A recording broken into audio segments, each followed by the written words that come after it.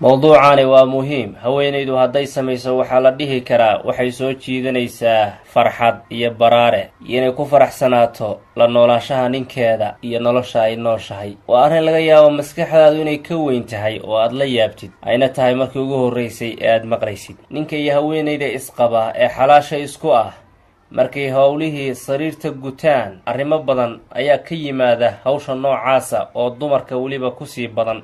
dumarka qaarkood gogosha ay ninkeeda la jiiftay hawsha markay samaynayeen, markay hawshu dhammaato waxay iska jecel yihiin inay meeshaba hal mar banneeyaan oo ay gogol kala doontaan oo ay ka fogaadaan ninka, ama ninku inuu sida asagu sameeyo oo xaaskii ka fogaado markii calaaqadu dhammaato. marka isla markiiba hawshu dhammaato laga yaabaa midba meel inuu u ordo oo u aado.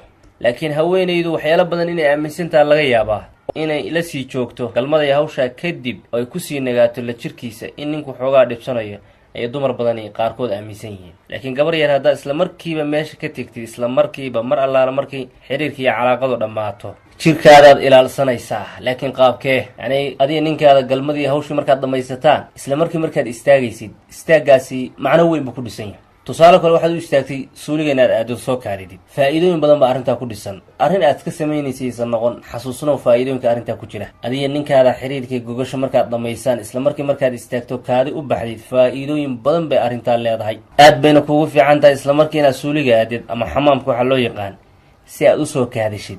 bimacnaa isla markii galmadu markay dhammaato haddaad suuliga aadid soo kaadisid, caafimaadkaada iyo farxaddaada aad iyo aad bay ugu muhiimsan yihiin gabar yahay.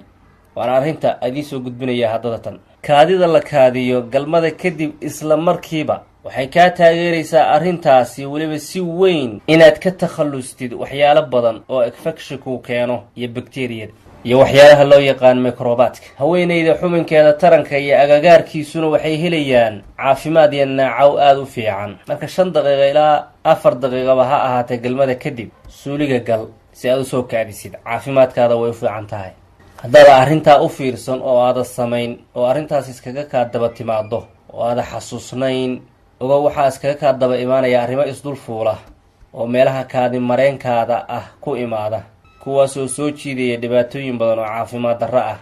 marka faa'iidooyin bay kuu leeyihiin gabarya galmadu markay dhammaato inaad suuliga aadid oo soo kaadisid. dumarka qaarkood waxaa laga yaabaa inay u maleeyaan galmada kadib oo kaadi loo baxo, kaadi la aado, inay qarribayso ama meesha ka saarayso macaankii romansiga ee ayadu ay rabtay daqiiqada ka horna socday.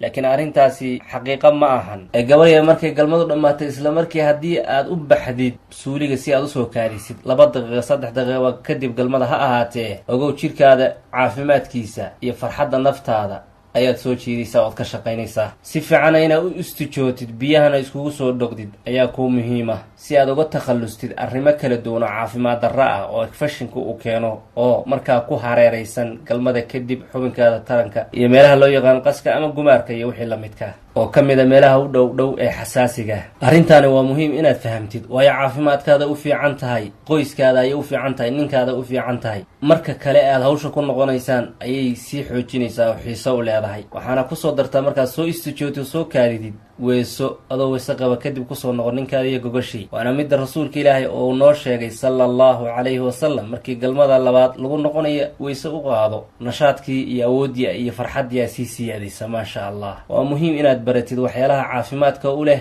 diintaada iyo adduunyadaada, waayo in badan inaad afka laabtid baahina ay ku hayso, khajilaad beenbeenana muujisid adoo baahi ay ku hayso ama dhibaato kale la daalaa dhacaya, qani baa arrintaa ka tahay oo waa ka kaaftoontaa. waxaad la socotaa mar walba markay galmadu dhammaato inaad suuliga aadid oo soo kaadidid, waayo gabar yahay farxadna waad dareemaysaa, ninkaadana waad ku kalsoonaanaysaa, waanaad aaminaysaa, gogosha qoyskaadana qurux bay noqonaysaa iyo mid farxadii kasoo dhex baxdo. taasi hoosta ka xariiq.